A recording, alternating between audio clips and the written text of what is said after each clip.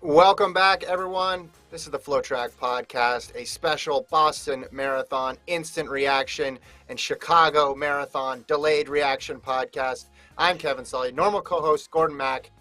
He's out on the scene in Boston, but joining me, former FloTrack employee, current resident of some state in the Midwest. I don't know. He's always hopping around. It's Alex Lohr.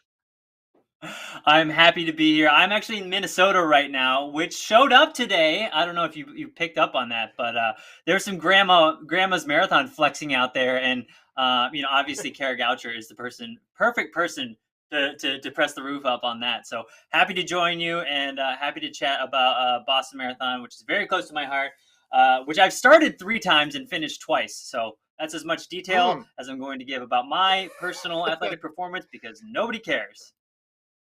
Well, let's see. Hold on. There's a tie-in here because there was a person in this race who started very aggressively, who probably many people out there were wondering if they would get to the finish line today in CJ Albertson. Hey, let me just go on record here. Like when this race started, I was feeling this strange, like anti-CJ sentiment from people, and which was very confusing to me, right? Like, I don't know why there was any, there's this, disdain for people going out hot. Like, honestly, the dude still finished. If he finished the way he did, and, he ended up, top 10? Almost top 10? We would be, cheering and rooting for him, even if he wasn't leading, right? So, let's say that CJ wasn't in our screens the entire race, but we found out afterwards that he finished top 11, we'd be like, wow, CJ Albertson, amazing, good for him. But there's this weird, woulda, coulda, shoulda sentiment that I was seeing online a little bit. And overall, I loved it.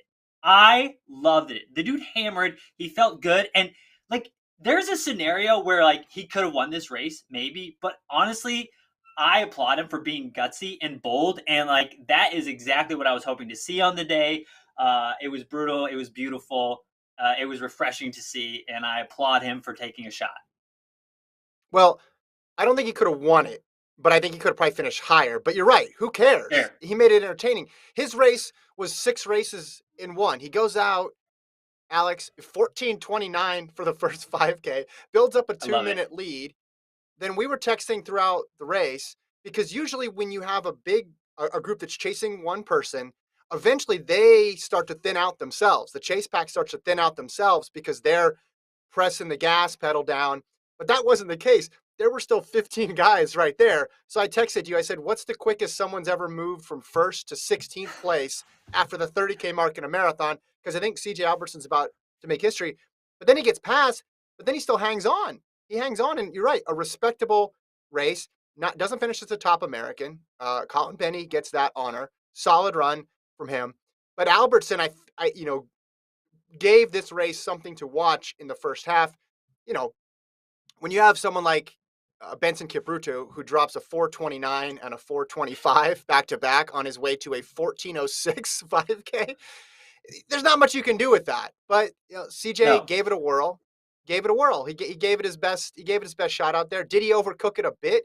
Yeah, but it's not as if he completely cratered and then DNF'd because he had every reason to. Getting passed by that many people with still that much time left.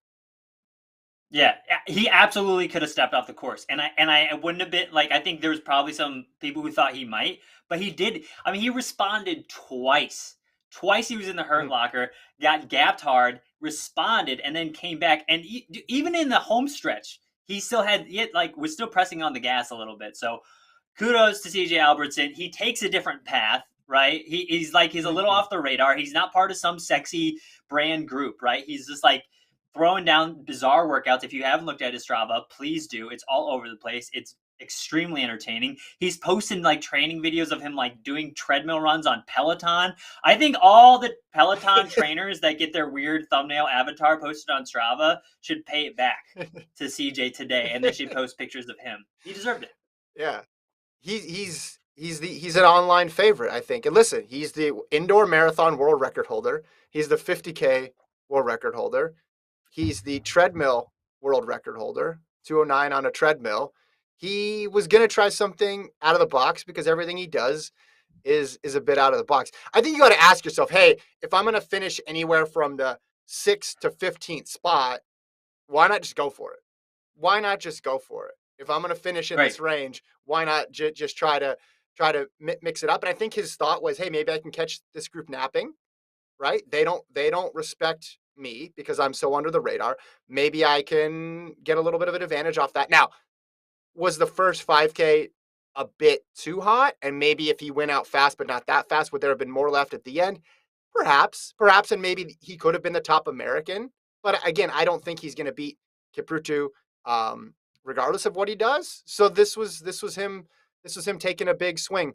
What did you think of the pack's response or lack of response to him for as long as they did? I mean, honestly, I think there was moments where I was like, dude, they're gonna leave this too late. I mean, Mhm. the gap was so big where it was like, and I think I'll give props to David Monty. He tweeted out like there was a moment where it was like they would have to run like 10 seconds faster than him for the next 6 miles to catch him or something. Like it was like Yeah. something crazy. Like for a second it was like, wait, the math is starting to work against these guys. Mhm. And they legitimately almost left it too late. I wondered, and I even texted you, I'm like, what are they waiting for? Somebody's got Yeah. to go soon. And even when they did catch him, I was actually surprised how like they caught him, but then I was like really waiting for somebody to put the gas on right there, right when they Mhm. kind of got Mhm. over Heartbreak Hill. I was waiting Yeah. for a bigger move to be made. Like you said, there was still like 16 guys there. So yeah, I mean, like they really weren't that aggressive, and there was a moment where if you were doing the math, like there was a world in which he would have put too much gap on those guys early in the race. But that being said, like CJ, like once he got to that 5K mark, or maybe it was even the 2 mile mark, he was probably in a place where it was like, look, like what do you do in that moment? You have such a Yeah. gap, Yeah. and it's either like Yeah. you push your poker chips in, right, and go all Yeah. in. But it's like, what is he gonna do? Shut it down and run like a 6 minute mile, like 2 6 minute miles, and then get eaten up and then run the rest of the race with them? Or do you Yeah. just like, yeah, again, go all in? And he went all in, and I appreciate him for it. And he'll go down in running lore Yeah. boards for a while. So props to him. Yeah, no, I think that's a great point because once you commit, you commit. And there was I saw some comparisons to Yuki in 18 going Mm, really hard from the gun. The difference was Yuki was doing that in a monsoon, so the entire right. pack fell apart behind him, and he's Yuki Kawauchi, so he takes CJ Albertson's crazy race strategies and like dials them up to 15 basically. So he was ready for everything. But Yuki's strategy in 18, I remember talking to his manager afterwards is just like, hey, the conditions are horrible. We're going to make this unpleasant as possible, and we're going to make this a full 26.2. We're not going to chill for half of it and let Rupp or Career or anybody else hang around.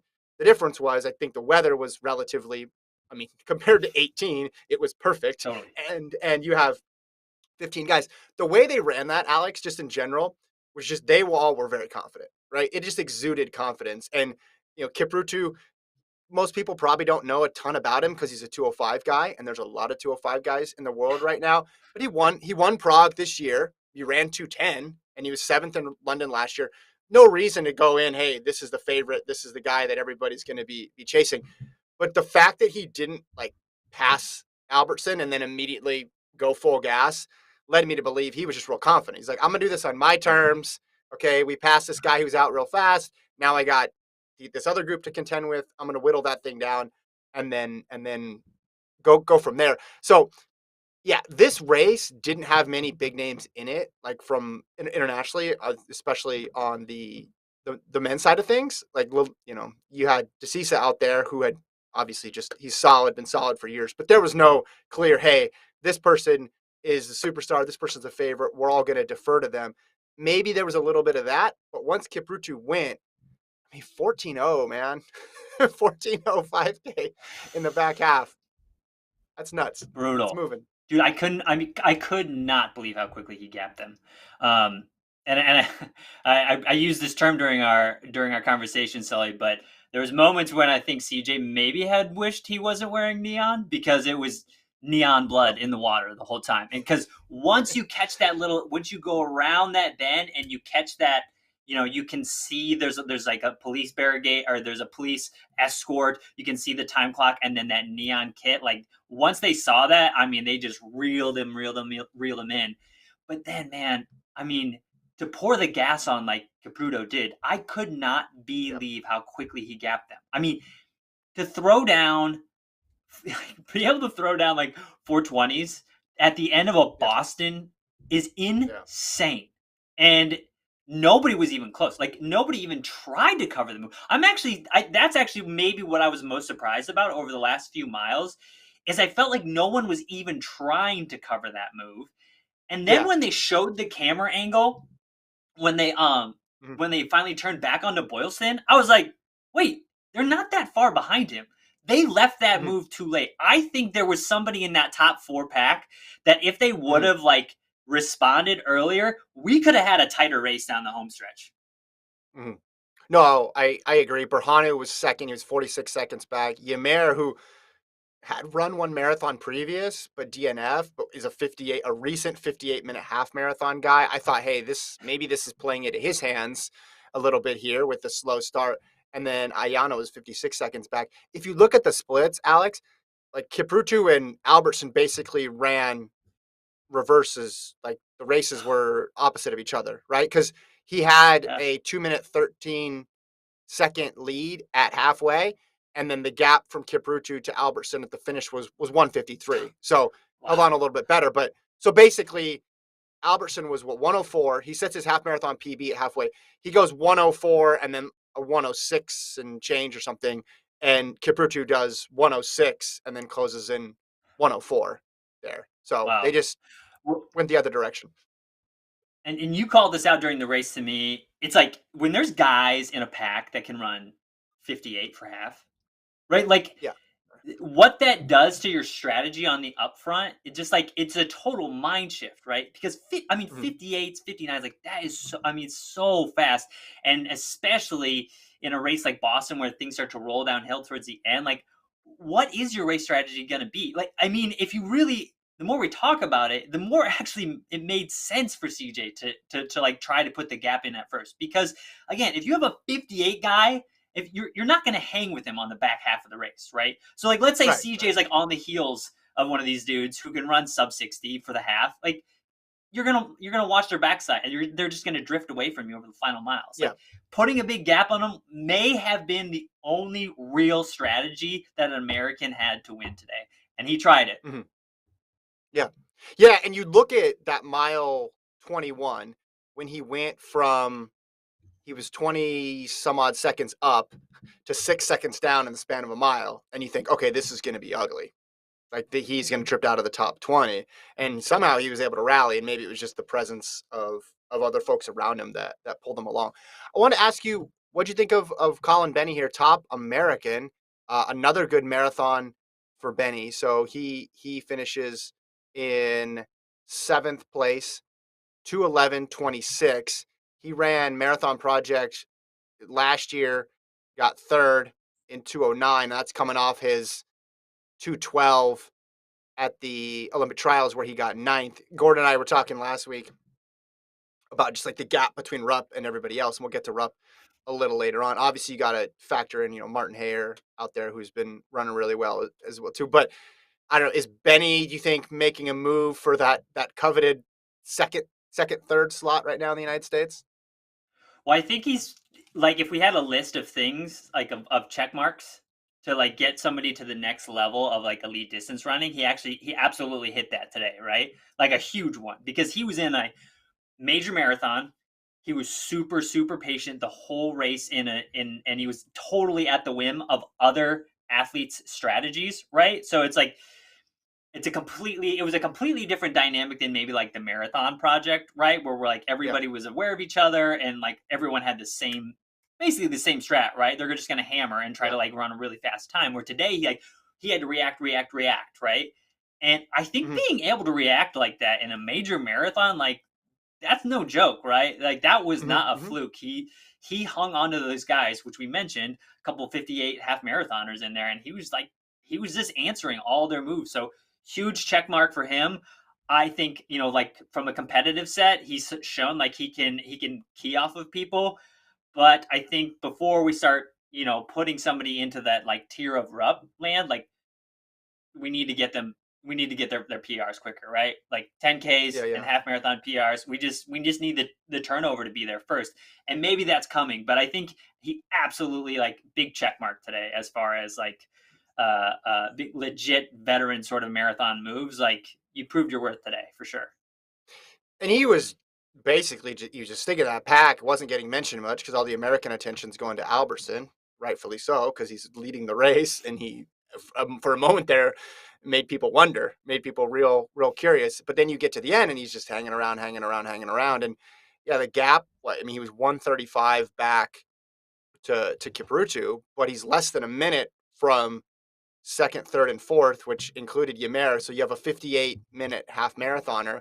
You know, Benny's what's his half marathon PB? 62:30. So that's got to give you a little bit of confidence. Your half marathon PB is 4 minutes slower than a guy, and you're able to stay back. Just off of a minute. I wonder what the next, like what I guess you answered the question here with what's the next box for him to check. It's just dropping the PBs, and can there be another American there who can get the 210 was the barrier for a while, and then we saw was it Boston when Ward and Faba went through it, and then they had the marathon project and you had a bunch of other people do it. I think it needs to be in that 207 range now needs to be the next objective. I think. Yeah, I think, obviously, and that bar keeps going lower and lower, right? So it's like, okay, you can have the strat check mark, right? You can Hmm. have that veteran Yeah. sort of experience, but if you don't have XPR, like, can you Yep. be a legitimate contender to win a major marathon? I think that PR is absolutely creeping towards sub 207 and maybe faster. And like again, the amount of Americans that fall under that umbrella is very thin. Small. Yeah. Yeah. Yeah. No. 100%. 100%. We got a comment in the chat from Anthony who says most impressive was Edna Kiplagat today, second place at 41 years old. So let's talk about the women's race. Let's talk about the women's race right now. That took on different form. It was a huge group throughout. From the American perspective, we found out ahead of time that Molly Huddle had scratched the race. She's due to she's expecting. Congrats to her. And Linden and Hasay were the other two big name Americans. They were out of it relatively early on. The American presence was led by Nell Rojas, who did some leading in that big pack. But Diana Kipigoy made a move around 142 or so on the clock, about 18 miles. Gudeta of Ethiopia catches her. Looks to be a 1-2 battle. But then Edna Kiplagat, as you mentioned, she's won 3 world marathon majors. She's won 2 world titles. She's always on the podium. She's been doing this for a decade, Alex. Sneaks back in, sneaks back in. She had been dropped. She closes the gap. She makes this thing real interesting. But at the end there, it was Kipyegon getting the win. 224.45 to Kiplagat's 225.09. But just a model of consistency, Kiplagat, and now Kipyegon, a new name. This appeared to be, according to Tapaya, her third marathon that she's finished in her career. She has a 222 PB. Overall, I'd say at the beginning of the women's race, I was surprised to see how it just felt really like not aggressive at all. It felt like, and, Mm-hmm. and and that's not a knock on it on the women that were like up in the front. It's just like nobody, like really nobody put the nails into to drive the pace. And Mm-hmm. um, huge shout out to Nell Rojas. I mean, Rojas has been on a tear over the last few years. And quick shout out, I mean, even at the end, like her coming into the straightaway, she was still moving Mm-hmm. really strong. I mean, she was strong. Obviously, she was like feeling the lactic and like hurting, but she was not like, it wasn't like she was brittle and falling apart. You know what I mean? So, like, Mm-hmm. totally legit Rojas. I think, planting the flag in the ground that, her performances at the 10 mile and grandmas like were absolutely legit right now. For the elite women, for the front of the elite women, right? Mm-hmm. Kipia guy, I honestly thought she was gonna like fall off the handle. She made like a move Mm-hmm. around 20. she looked pretty rough, and I'm really Yeah, yeah. impressed with the way she rallied and came back. Because man, there was a moment in there that I was like, this whole front women's pack is like, this race is not over, and she was Mhm, faltering, and like Kiplagat's like on her heels, and it was so great. mhm. Like Kara kept kind of like throwing in the little seeds there. I was like, is she still in the mix? Is she still Mhm. there? She absolutely was. Huge shout out to like fighting back and remaining dialed, because that was such a strange way, the way like Kipchoge started to stretch it out and then it kind of pulled back in, and I thought again, I thought Kipchoge was going to falter for sure. Held on for dear life and finished really, really strong. And then yeah, and then Kipchoge, 41 years old and absolutely smashing still, is incredible. And like, there's no reason to think that she's. I mean, finished really well in a solid, major marathon today. No reason to think she's slowing down at all. So huge props to her. Other women in the field today, I think uh, we had Dakota from our friend from Minnesota. She also was a grandma's winner. She was up in the mix for a little bit there, smiling for like 15 straight miles. Yeah, Got some good camera time. She looked really strong. Fell off a little bit.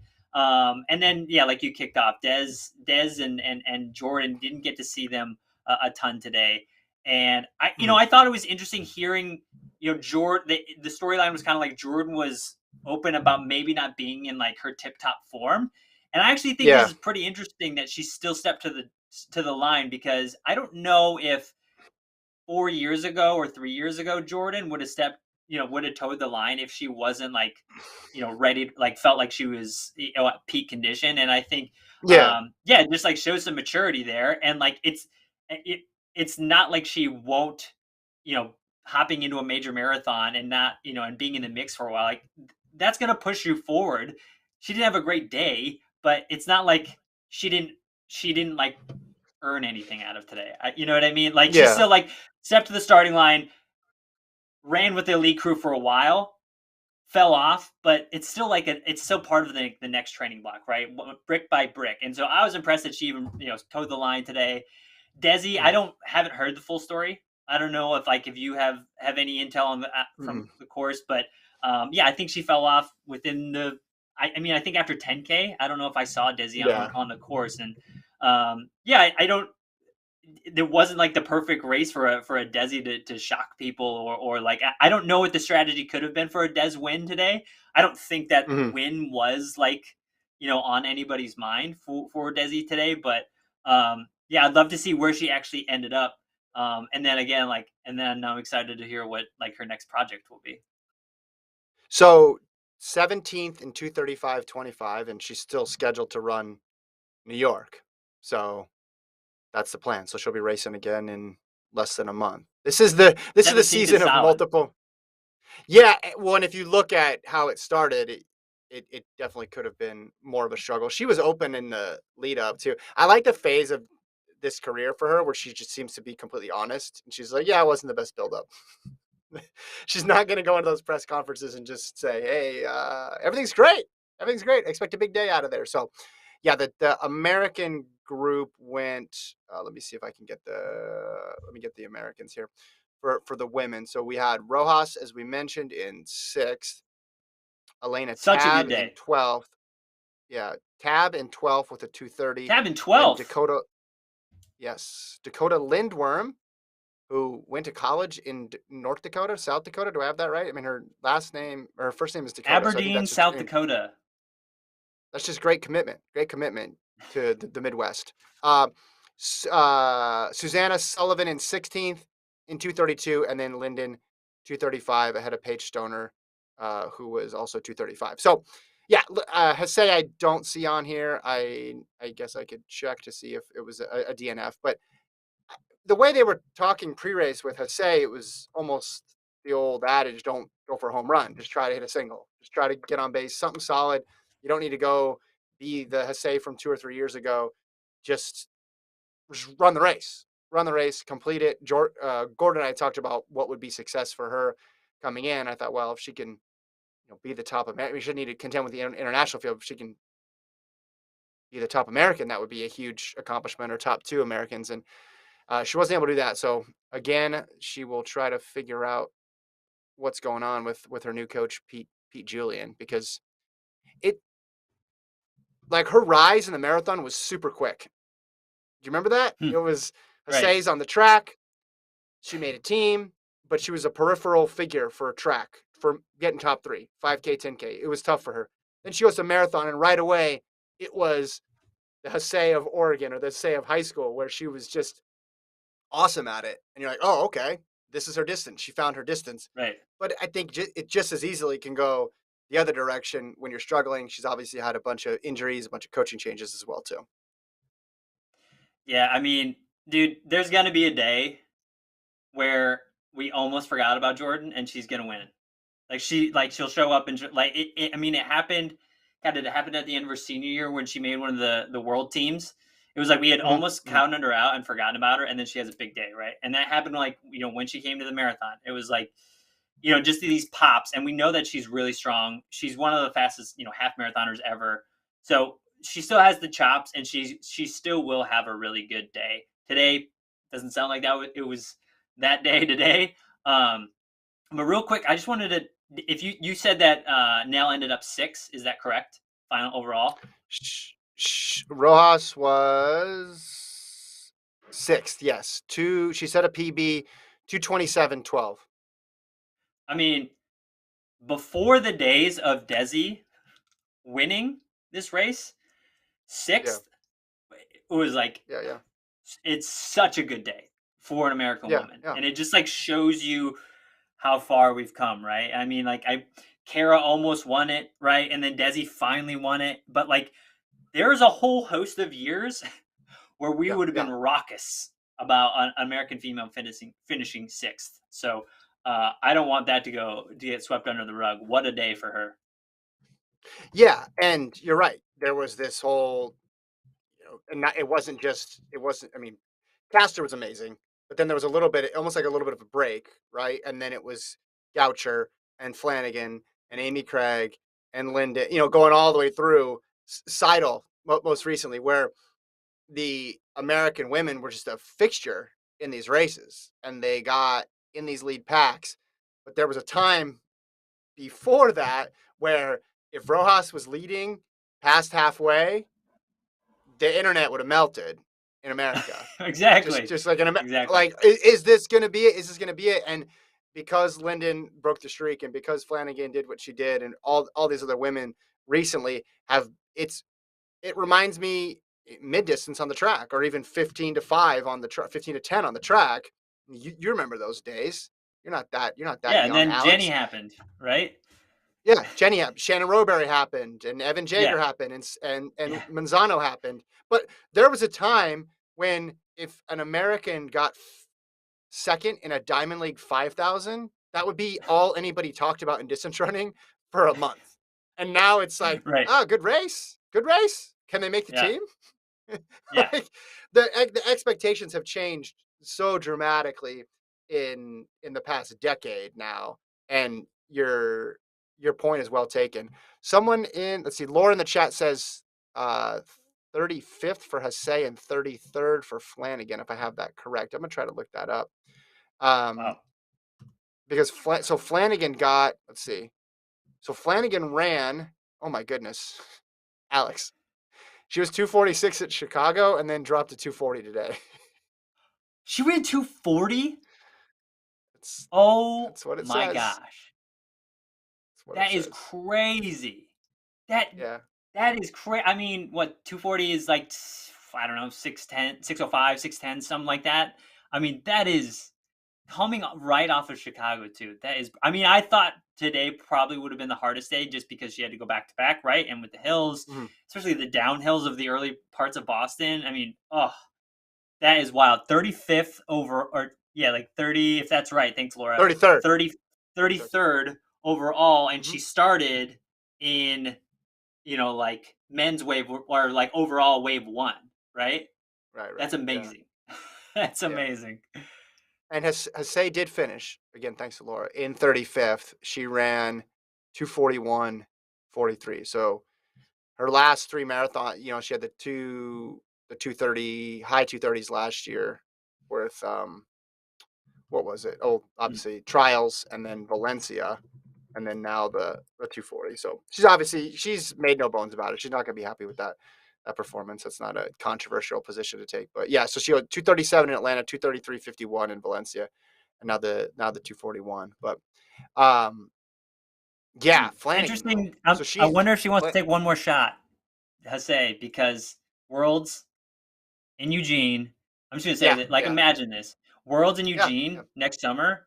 Like Hasay having a good day on the streets of Eugene, like Mm-hmm, that would cause a riot in Eugene, Oregon. mm-hmm. So I would, like, maybe she'll take another shot so she has like a more solid, you know, seed time to be selected for the team and things like that. So I would love to see that to come to fruition, because that would be a party. Yeah, I think that's an interesting story to follow too, because normally you got a lot of people skipping this race, but world champs that is because of the bigger paydays, and it's just not seen as prestigious as the Olympics. But the fact that it's in Eugene, does Rupp run it? It would seem to Yeah. be that he would want to run it because I mean, other than putting it in Portland, like through his neighborhood, there's probably no more significant spot to put it for Galen Rupp than in Eugene. But you're right, all those selections are done via time. So you got to get into a fast race. You got to get into a fast race, assuming that's the process that they use. Rupp obviously is free and clear, but Hasay a little bit more difficult. Any last thoughts on the women's side before we talk about Chicago? Not really off top. Oh, can we quick talk about the one thing that we haven't chatted about, the Hmm. wheelchair race, the missed turn Yes, by brutal. the male, brutal. I mean, he missed the final turn onto Hursford and misses the record by, I don't know, 8 seconds or so. I mean, he Yeah, it blasts cost him. past it, stops, turns around, and has to finish. I mean, I think I saw a tweet out there that he missed a 50 grand, a $50,000 payday for breaking the course Yeah. record. That is the most crippling, devastating mistake I've ever happened on live television. That was absolutely brutal. Brutal. 50K for the course record bonus there. What do you before we go on to Chicago though, because Flanagan is the tie that binds these two things together here. Mm. What have you thought of her attempt? She's got two to go. She's going to run one virtually because Tokyo got canceled, and she was very committed to this. She was very committed to running 6 marathons, and then she's got New York. To me, there's no doubt that she's going to be able to do it. The fact that you could go, this was the hardest one. This is the hardest one, and she goes faster than she did in Chicago. I can't believe 240. she ran 240. I can't believe. I mean, if you were going to be like over under 245, I would have taken the over. And she ran Mm-hmm. 240 today. I shocked. I mean, I shouldn't be shocked because it's Shalane. Mm-hmm. Yeah, I mean, I'm so impressed. And it was funny. I think she even put up on Instagram last night. It was like a picture of her in an ice bath. It was like, can't believe I'm taking an ice bath. Yeah.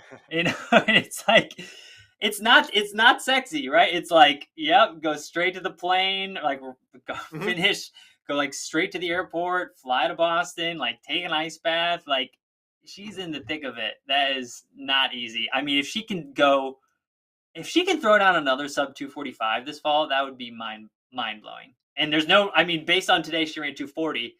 I guess the question is, like, how fast will she run? Like, could she run fast? Like, has she run her fastest marathon yet this fall? Okay, so here's what I think is going to happen. New York's tough. New York's a tough course, so it's tough to go last. But here's what Absolutely. I think. Here's what I think could happen. That's not till Sunday, November 7th. So I think your goal was to go sub 3 on all of them. You're going to do one virtually before New York. So that one, there's no glory in smashing a 240 in that. So you take that so easy. You go 259.50 on that one. You Mm, save everything you can. Then you call New York and you say, hey, New York, I know my plan early on was just to run sub 3, but I want in on the elite wave. Put me in I the love it. elite women's field for this last one. I love And it. let me just see what I can do. Let me just see what I can do. Can you imagine Flanagan with 2 weeks rest now? She's had 12 hours Well, rest and she runs a like, 240. why wouldn't we, like, okay, wait, why wouldn't we be putting her in the elite women's wave at this point? right? Like I'm honestly curious. Like, does she prefer to start with the mass? Is that better? Like Mhm. like if you're running 240 and you finished 30th in the top 30 at Boston Marathon 2 weeks Yeah, prior, like why would you not be put into the elite wave at New York City? yeah.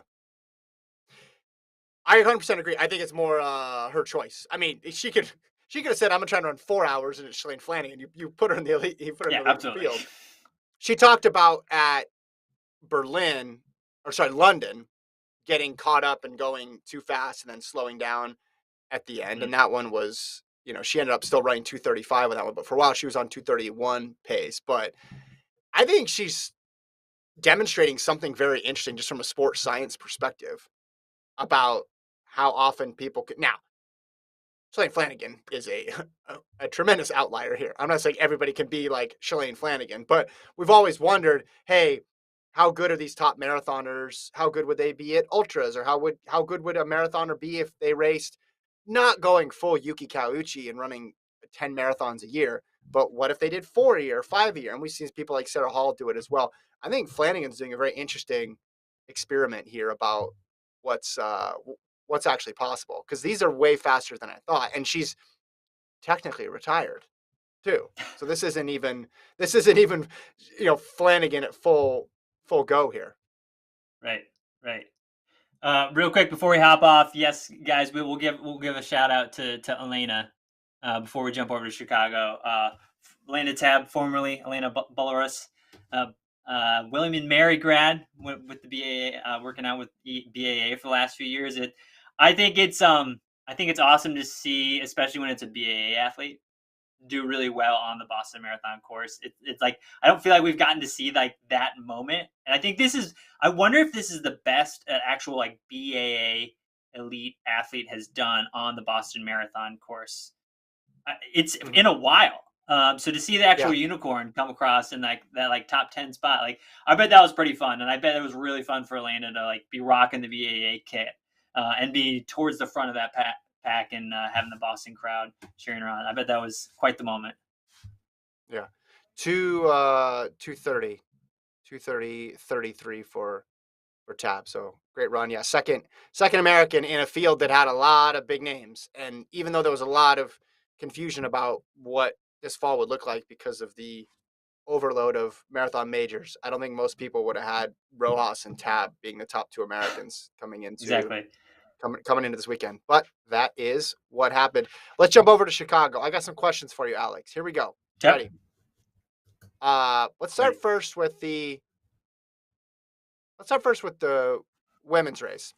So you had Ruth Chepngetich, who was the number one seed by a huge amount. She had 217 PB.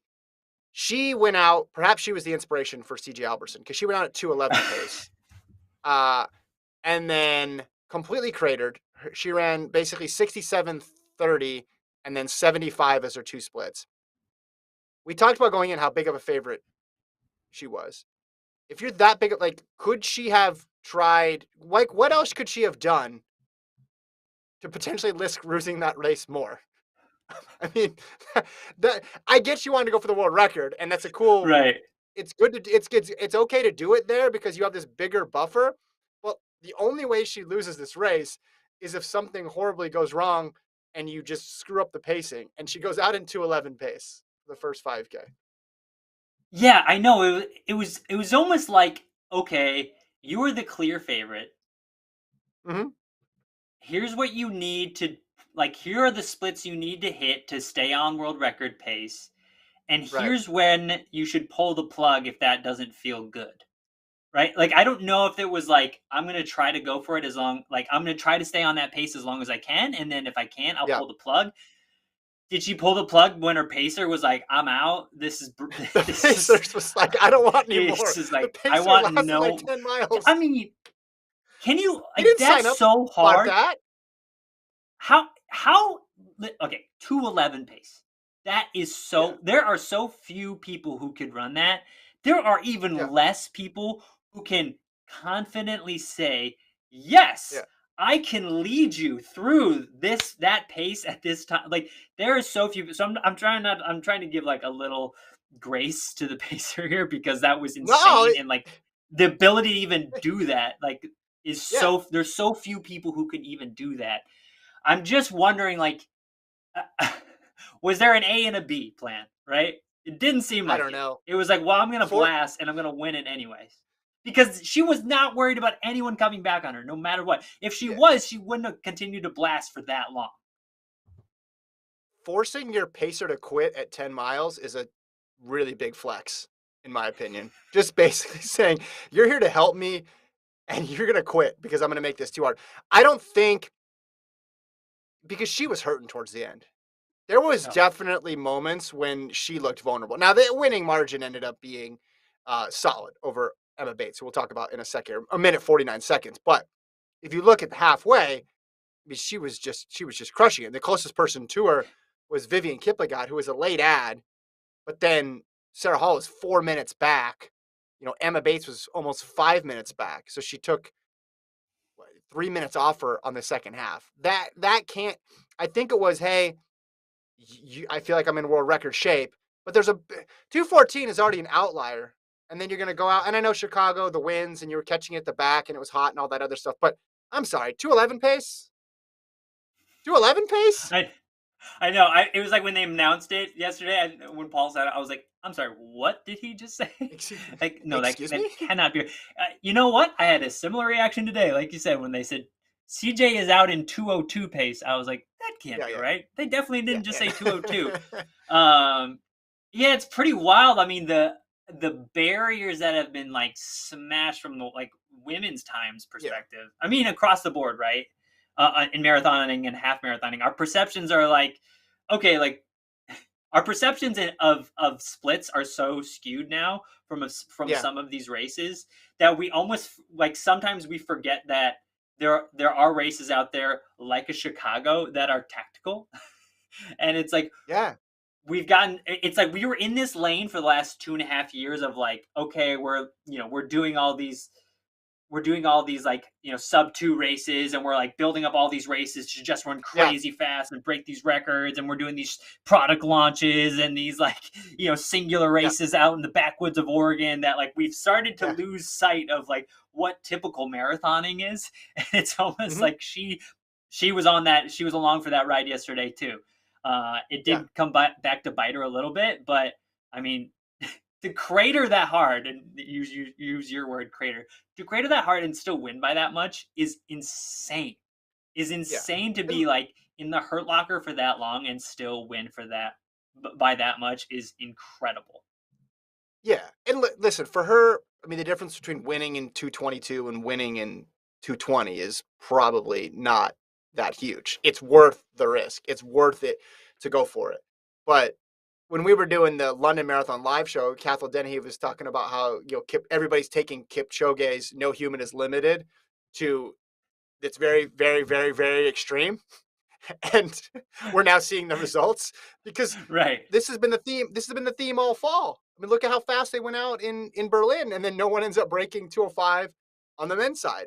London, they were more cautious, but there's just people just taking these massive, massive swings. And I think we would ordinarily laugh when we hear they're going out at 211 pace. And I bet you did, Alex. I bet you laughed. But I bet there was a tiny part of your brain where you're like, really? Maybe? Possibly?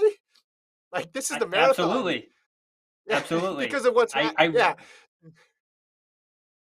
the last few years have like again torn down the walls of like our initial percent, like to the point of like they'll come through 5Ks and 10Ks, and I'm like, I don't know if it's like cross country now, right? Where you like yeah, hear splits and you're like, is that good? I don't know anymore. Like it's yeah, like yeah, yeah, it doesn't matter. yeah. Yeah, It's broken our brains. insane. Yeah, Our brains are officially absolutely broken when it comes to marathon splits. There's no way to they don't conceptualize it matter anymore. anymore. Yeah, There's they no don't matter. rules. Yeah. Well, I mean, I would love to hear the information that Sarah and Emma were getting, in the Hmm. background, um, because it'd be so hard to hear that somebody went out at 211 pace and has gapped you by so much. Yeah. But then, like, and who knows, like, if they got insights about, what the gap Hmm. was to the leader as they came through, halfway and like 20K or whatever, but like you're like Mhm. trying to do the math and you're like, I think she's coming back to me, but like I almost shut down the idea of pulling her back when I heard she went out in Yeah. 2:11 pace, and Yeah. so then Emma and Sarah are just in this complete kind of wormhole of like they have no perception of like where they are in the race, right? There's a bunch of there's a bunch of males right in front of them too. They're like, what Yeah. like a tough way to run that race, and like I wish I could have seen more of that Mhm. narrative Mhm. unfold with Emma Yeah. and Sarah. We didn't get to see a lot of it, unfortunately, with the coverage. I'm just so curious, like, and I'd love to just like yeah, like ask Ryan Hall, be like, what did you know about what was going on in front of you? Because Yeah. God, it's such a hard way to run a race. Just be totally blind. And then surprise, you're top three. Yeah. Yeah. And listen, I mean, Bates ran solid. She was 1:12:27 at halfway and then 2:24:30. So that was a phenomenal race for her. I know she's Wild. training now. I know she's training now with Joe Boschard, who apparently can coach anybody in any event at any point in their like if you need him for life coaching, I think he'd be great at that too. Like there's no like where are they? Cranberries and life Colorado? coaching. Yeah. Like His the his family Rockies harvests struggled this cranberries. year. I don't know if you knew that. No, yeah, I've seen the post on Instagram, but like the Rockies are struggling in Major League Baseball. Maybe pitching coach Hmm. on the side for Joe Boschard can get them to up their game a little bit because what he's doing is phenomenal. But as far as Bates, Hall contrasting the Hall and Bates races here. So Hall was talking early on in the lead up. Hey, American record. I know it was windy and it was a little warmer, so that went by the wayside. She had pacers for this race. Bates didn't, and it's always weird when you have the men and women together in these sorts of setups, right? It gets really confusing. Obviously, we talked about Chepnagich already having one pacer and the pacer putting in his 2 weeks. Like didn't even put in his 2 weeks. He's like, I'm out of here. That was No, the he didn't even make it through the onboarding session. yeah. He didn't talk to HR. He just said, I'm out. I'm out. Bye. Here's your laptop. See ya. Never doing this again. I'll pace for anybody, not her. But Hall and so Hall was cruising along with three pacers. Bates didn't have that, and she was just clicking it off, clicking it off, clicking it off. We knew that a second place was possible in this field just because after Chepnagich there was going to be this big gap. But what did you think of Emma Bates's run here? Uh, so solid. So I mean, what also was impressive is like, and I hate to talk about rabbits too much here, and I don't want to talk about performances of males compared to females, but I was also like noticing that Sarah's male pacers were like literally right in front of her, even into the last inches of Yeah. the race, and to find, and I don't know, they're all wearing ASICS kits. I don't know who the dudes were, but like again, to find two guys who can like confidently lead you through 225 to 230 pace, like that is Yeah. not easy. Like who are these Mm. people? But Yeah. so kudos to them. But one thing I wanted to shout is what's interesting about Bates too is how again you called out her splits so even and so dialed and disciplined, and she just looks really strong too, right? And Mm. I think I saw an Instagram video that Emma Coburn put out, and it was just of Emma coming by, and dude, so strong and solid still. Mhm. And Mhm. it's really impressive because I think there used to be this adage of, you know, like it's a war of attrition towards the end of a Mhm. marathon, where Emma does not feel like that. Whether it was at CIM or her last Chicago race, like it doesn't feel like Mm. she's just holding it together and just trying to like get over the line before she falls apart. It's like she's very Yeah. solid still and very strong. So I'm stoked to see that, and I think it represents some longevity, and some like really cool opportunities for Emma moving forward. Will Emma Bates be on the trail soon? I don't know. I'll start that seed rumor. I want to see if Joe can coach trail runners. So I'm putting that seed out there. So Bates Bates is going to be one. I think she's setting herself up to be one of the top American. I mean, she already is one of the top Americans, but I think she can make a move for that top three spot right now because we talked about Hasay. we talked about all the women in Boston, right? Obviously, she outran that group in Boston. Sisson is banged up, right? We'll see how Molly Seidel runs. She's been on fire of late. But if you go back to the trials, so this was the trials group, right? Tuliamuk, Mm, Seidel, Kipiego, Linden, Thweet, Bruce, Bates, Taylor, Rojas. Then if you want to go down for the bigger names, Keir D'Amato, who just ran really well in Chicago, to 15th, and then Hasay in 26. Now, obviously, Huddle and Sisson dropped out, but that race kind of held form. Like the people we thought, mm, with the exception of now, a lot of people had probably me had like Huddle, Hasay, and Sisson 1, 2, 3, and either they were non-factors, but Linden was there and Tuliamuk was there and Seidel obviously was a surprise, but those were the mm. people that people had at least speculated about being there. Like people thought Bates had a chance. I think since that race, Alex, I think her stock, with the exception of Seidel, right, has improved the most. So I think she's going to be one. She's going to be a problem to deal with in the next couple of years. Agree. And I'm almost going to contradict myself from the men's conversation where it was like, hey, Colin Benny has to run faster on the track before we, crown Yeah, him as the next tier. And I don't know why, but for whatever reason, like I don't see some of these women who have like proven themselves on the roads that don't have the PBs. Like I can't even imagine a world in which they like start chasing 10K PBs. Like I don't see Emma like, oh, I'm gonna hop into Prefontaine and see how fast I can run a 10K. You know what I mean? It's yeah, funny because I don't see a world where they chase that. Um, but that being said, like the women that you rattled off was your typical yeah, that was kind of like the assumed best top tier, the Huddles, the yeah, Hasays, the Sissons, right? And it's like we think yeah. that why? Because their track PBs are Mhm. amazing, right? And they're super solid. But I don't know why. Like I'm comfortable putting Emma into this tier without maybe those super sexy, track PRs. And I Because you've can't seen reason Molly why I'm Seidel. doing that is and that might be it too. Right? We've proven Yeah, that you on the women's side, they've proven that you don't need that to like have success at a major yeah, marathon, right? If yeah, you can race strategically, you can like battle in tough conditions, Molly, yeah. Emma Bates. You Mhm. can win stuff. Like you can be on podiums. You can make a lot of money placing in the top 5 at all these major marathons, and you don't have to, spread yourself across a smattering of random spring 10Ks and 5Ks to prove yourself. Yeah, yeah, yeah. All right. Anything else on the women's race before we'll touch on the Chicago men's field? I mean, I mentioned D'Amato was right behind Hall and Forrest. You're in 228. And then Vivian Kiplicott, who had a positive split for the ages here, Alex. She went out, I mean, 108.50 and then finished in 229. Ooh, So do that math. 108. So she ooh, was on 216 pace and then ran 229. That really hurts. I think D'Amato was solid, and I think D'Amato can get into that tier.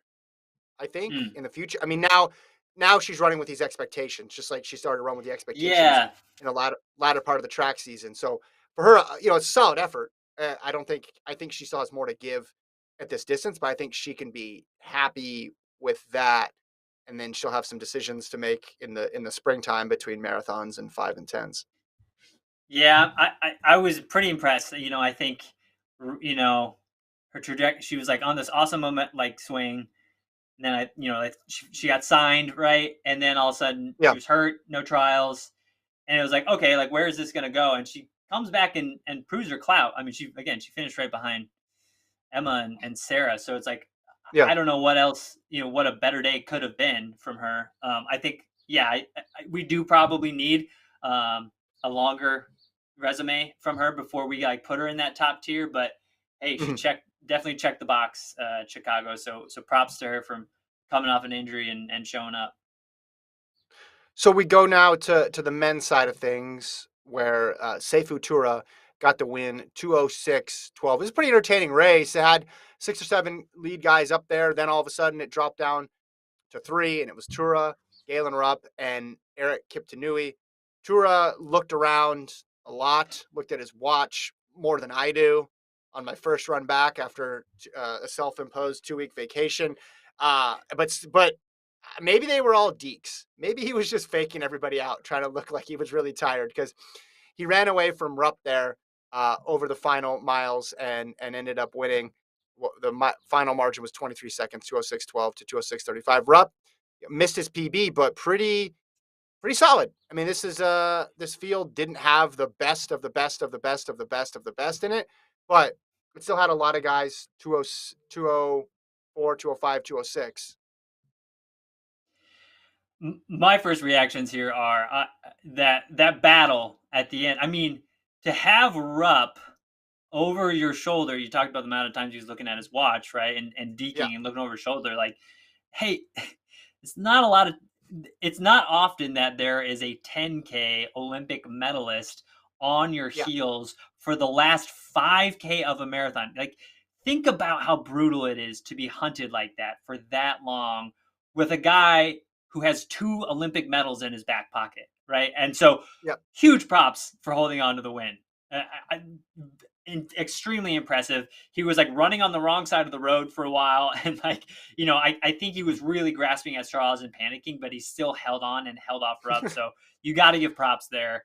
Rupp, I mean, yeah, sure, he maybe he didn't win, and maybe wasn't the most like loaded field, but to have another really solid day, like he's won Chicago, right? Like Yeah. to have perfect days multiple times at the same marathon is Hmm. it's basically impossible, right?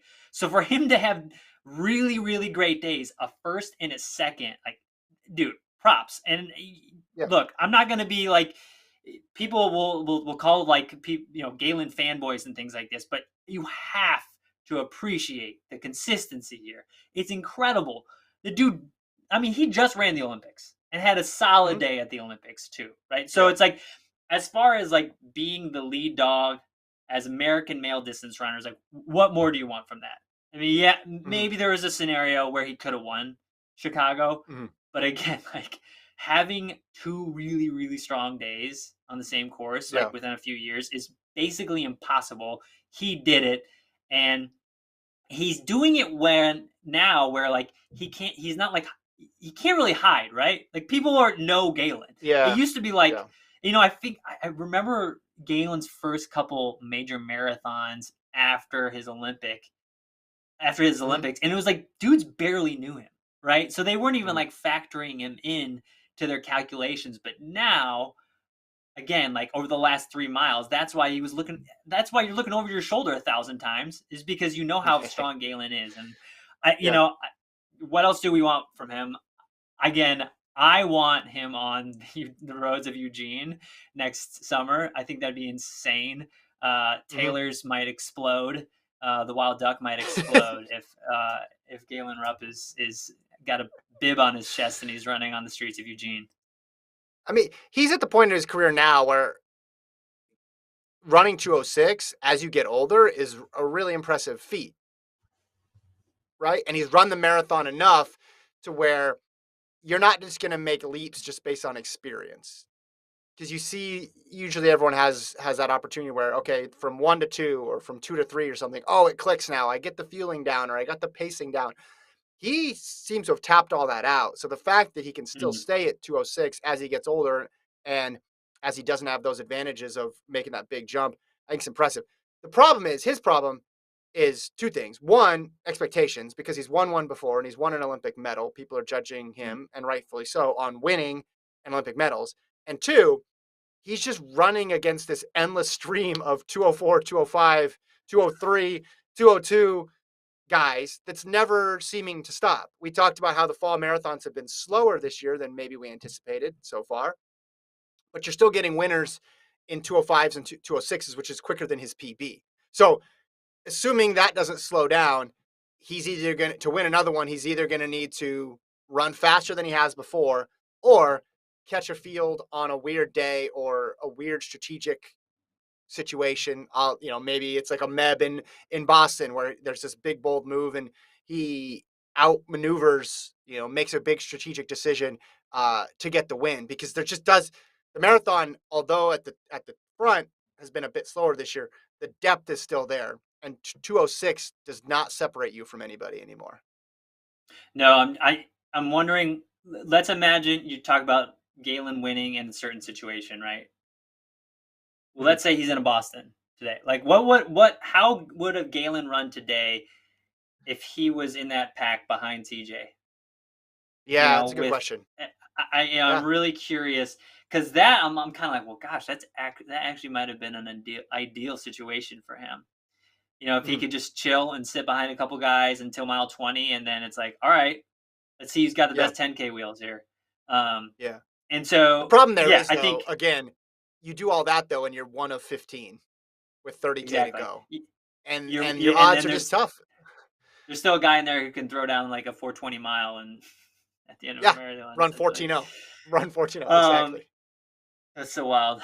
Yeah. Again, I did not expect Galen more from Galen yesterday. That's where I'm at.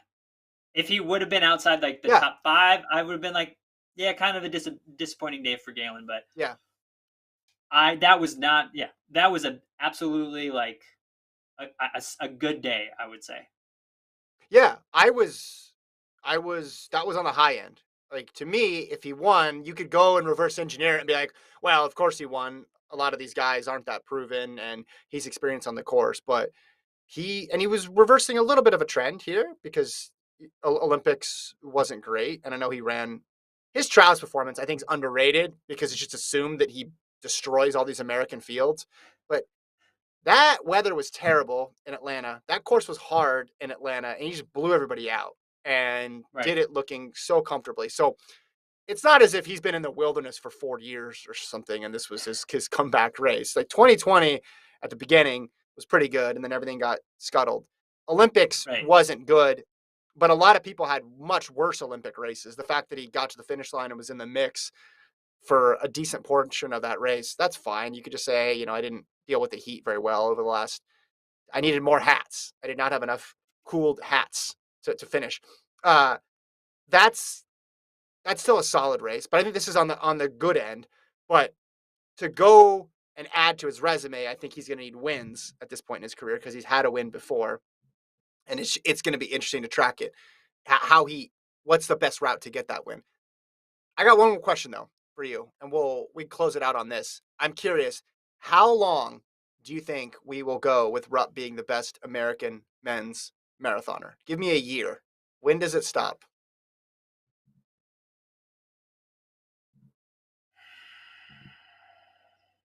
I like the dramatic exhale. That's good for those who are listening and not watching later on. That's good because they were like, "Hey, did it cut out?" The thing is, at least two, at least two, at least 2 more years through, at least through next year and probably the next. I mean, name me the person that's on the cusp of I being can't. as good. I can't. That's why I'm going to Then go even longer. I say at least through you're gonna go longer. 2024. Yeah. I get Who's it. beating him in the 2024 Olympic trials in the marathon? Like we could absolutely play this game, right? Okay, it's Yeah. like you're forgetting about Jared Ward, you're forgetting about XYZ, Yeah. right? And I want those things to be true. I want those things, you know what I mean? Like I want that You want next tier to competition. be on his. Yeah, like I want there to be like, oh, is there a challenger to the throne? But guys, we are not there yet. I No. don't, and we're unless you're like, guess what? Tomorrow, Paul Chelimo is a marathoner. Then I'll go, Hmm. huh? Okay, Hmm. maybe we can, maybe we have a Yeah. challenger for 2024, and maybe that's it. Maybe the team in 2024 is Rupp, Chelino, sorry, Rupp, Chelimo, Joe Klecker. Yeah. Shots fired. There it is. Alex, make his prediction right now. Planting a flag in the ground is predicting two people who are not even marathon runners will be second and third. But you're But right I because think that's what again, like that yeah, category doesn't exist yet. So that's why I'm pulling from other categories. You know what I mean? yeah, Like I got to go to the bullpen. And it's not a knock on Jared Ward. I love the guy. I think he still has a couple really, really great races in him. CJ Albertson had an awesome race today. And I think, yes, he is absolutely in the next tier. But Galen is so far ahead of everybody still. His times, yeah. his accolades, his resume, it's not even close yet. And we desperately need new narratives. And like, this is one other thing I maybe wanted to just, before we close out, like, I'm rooting for more narratives in the American running landscape, right? Like, we need another. Yesterday, we had the narratives were Shalane and Sarah Hall, right?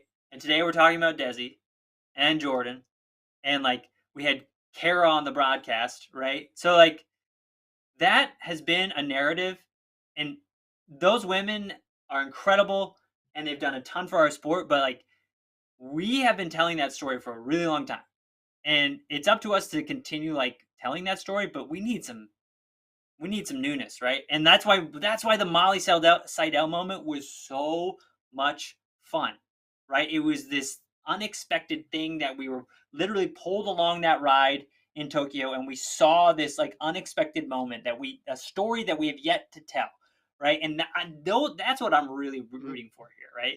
And when you look on the men's side, it's even more narrow, right? So what's this? And that is one of the reasons I was so excited about CJ today.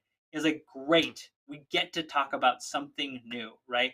We're not reliant on, the vet coming on up to the start line, right? We're up. We're still talking about like, Meb moments, and those moments were amazing. But you guys, like, we need new narratives, and what the next male narrative is, I don't know. But hey, I'm ready for it.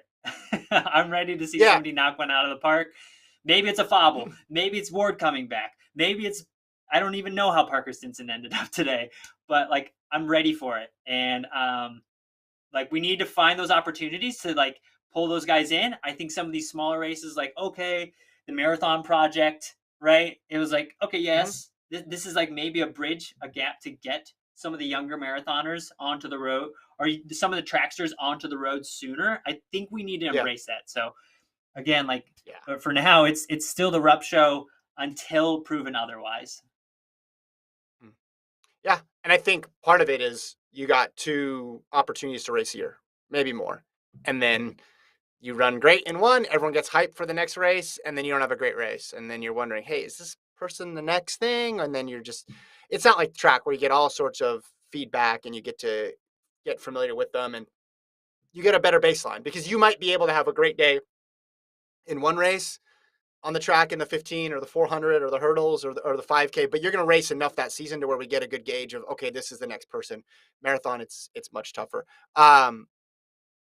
So hold on, before we go, I just saw this tweet from John Gall. He says that Benson Kipruto had no idea that Albertson had a 2-minute lead. He said he didn't realize Albertson was leading until they caught him.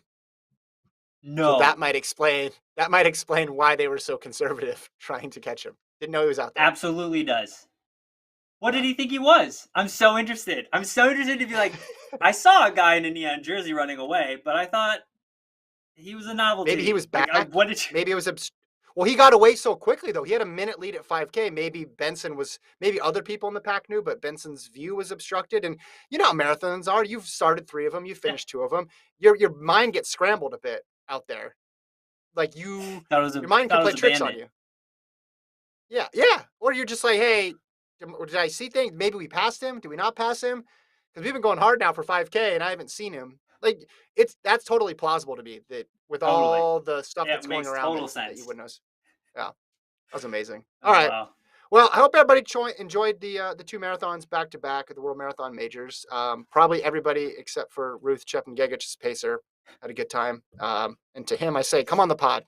I would love to have him on the pod and talk shop with them. Alex, this was great. Thank you for coming on. You can go back to your vacation now. This was terrific. We thank our producer. Bullpen. This is great. You were awesome. You came on fire. This is good, Alex. Thanks, guys. I mean, all Alex is good, Alex. This was great, Alex. This is South Dakota, Alex. This may not even be Minnesota, Alex. Thanks to Colt for producing. Thanks to Alex Lohr, pinch hitter extraordinaire. Gordon and I will be back on Wednesday. We'll see you guys then. Thanks, guys.